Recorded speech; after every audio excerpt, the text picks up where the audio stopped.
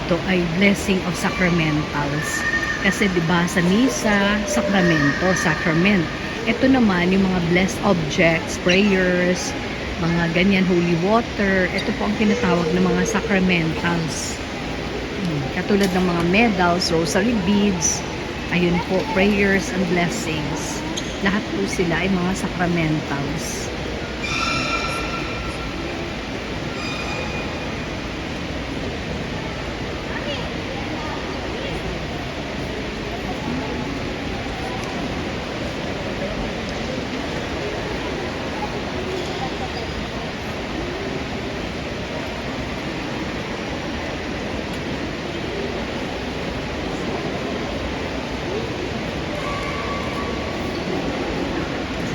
So, this September 22 po ang simula ng novena, masses, and prayers sa kay Saint Therese. Dahil sa October 1 po ang kapistahan ng ating Santo Patron na si Santa Teresita.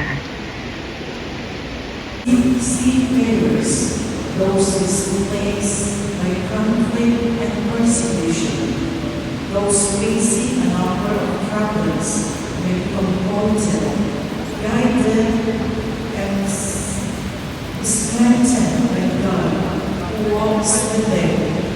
We pray, gracious God, hear us, that our beloved dead may be welcomed in heaven, where true and lasting peace is found.